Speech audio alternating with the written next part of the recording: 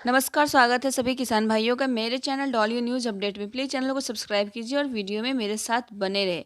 PM किसान सम्मान निधि योजना, जैसा कि आप सभी लोगों को पता है कि जो 14वीं किस्त है वो सरकार के द्वारा हमारे लाभार्थी किसान भाई जो हैं उनके खाते में ट्रांसफ़र किया जा चुका है डीबीटी के माध्यम से। और 14वीं किस्त के मिलते ही हमारे किसान भाई लोग जो हैं वो 15वीं किस्त का अब इंतज़ार कर रहे हैं। तो 15वीं किस्त के इंतज़ार के लिए उन्हें आवेदन की जो प्रक्रिया है अभी चालू हुई है, उन्हें फटाफट करना है। और ईकेवाईसी का काम उन्हें ज़रूर करवाना है, भूमि सत्यापन का काम करवाना है, लैंड सीडिंग का काम करवाना है, और जितने भी आपके जैसे आधार कार्ड हैं, मोबाइल नंबर है, इन सबको आप सभी को आपको अपडेट कराना बहुत ही ज़रूरी है। अगर आप ये सभी अपडेट नहीं कराएंगे तो 15वीं किस्त आने में हो सकता है जो आपके खाते में ना पहुंच पाए। तो इसलिए आप सभी किसान भाई लोग जल्द से जल्द ये सारी प्रक्रियाएं जो है वो जल्द से जल्द करें, और पीएम किसान सम्मान निधि योजना का जो लाभ आपके द्वारा सरकार के द्वारा आप सभी किसान भाइयों के खाते में आएंगे उसका पूरा पूरा लाभ आप लोग उठाएं। पीएम किसान सम्मान निधि ये योजना एक ऐसी योजना है जिसके तहत हमारे देश के 12 करोड़ किसान भाई लोग जुड़। देश में ज़्यादातर किसानों की आर्थिक स्थिति बहुत खराब है। ऐसे में बहुत सारे किसान फसलों का नुकसान झेलते हैं। ऐसे में केंद्र सरकार और राज्य सरकार मिलकर तरह तरह की योजनाएं जो हैं वो चलाती है, जिसमें सबसे बड़ा प्रधानमंत्री किसान सम्मान निधि योजना है, जिसके तहत हमारे देश के करोड़ों किसान इससे जुड़े हुए हैं और वो लोग इस योजना का पूरा पूरा लाभ उठा रहे हैं। हालांकि 14वीं किस्त अभी मिल चुकी है और 15वीं किस्त का इंतजार हमारे किसान भाई लोग कर रहे हैं।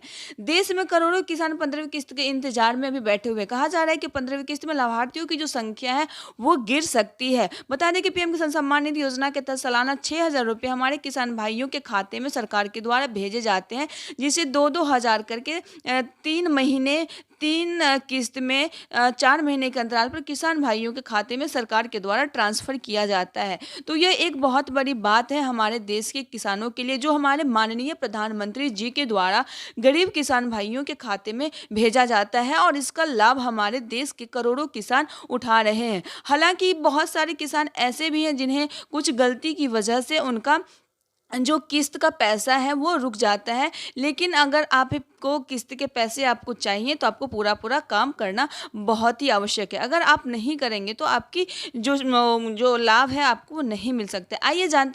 आइए जानते हैं कि जो लाभार्थियों की संख्या है वो कैसे कम हो रही है।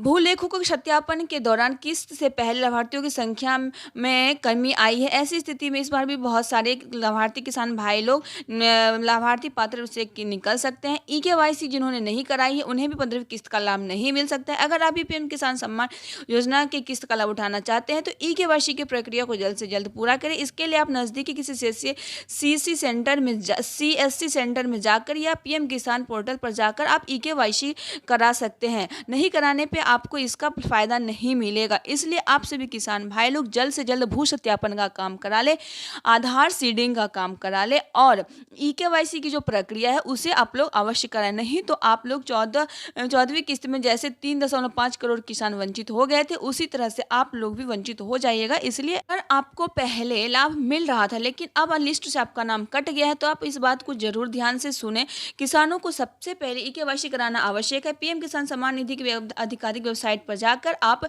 ईकेवाईसी का काम करा सकते हैं। इसके अलावा आप कॉमन सर्विस सेंटर जाकर भी ईकेवाईसी का काम करा सकते हैं।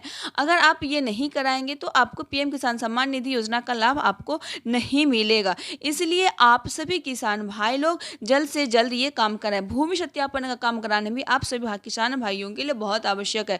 भूमि सत्यापन के दौरान आप सभी किसान भाई लोग इस बात का जरूर ध्यान रखिए कि आपके पास जो जमीन है वो 2 हेक्टेयर से कम होनी चाहिए। इसके लिए आपको पीएम किसान की वेबसाइट पर अपनी जमीन की कागजात को अपलोड करना होगा ताकि यह साबित हो सके कि आपके पास 2 एकड़ से कम की जमीन है। नहीं तो आपको बहुत बड़ी मुश्किल का सामना करना पड़ सकता है। एनपीसीआई से अकाउंट का जुड़ा होना बहुत आवश्यक है। जी हाँ दोस्तों, 2000 की किस्त जो अगर आपको चाहिए तो आपका बैंक अकाउंट भारतीय राष्ट्रीय भुगतान निगम से भी जुड़ा होना चाहिए। अगर यह लिंक नहीं है तो आपको 14वीं किस्त किस्त की तरह 15वीं किस्त का भी लाभ आपको नहीं मिलेगा।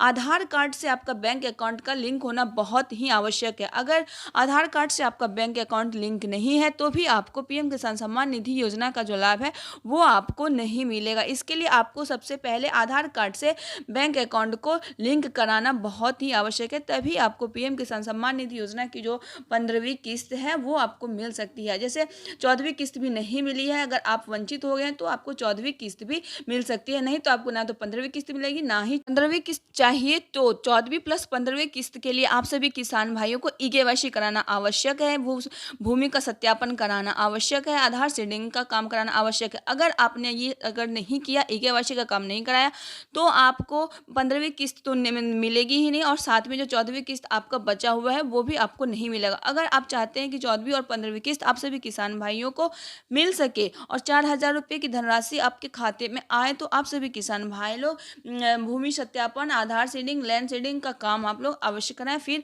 15वीं किस्त का पूरा लाभ उठाएं। धन्यवाद।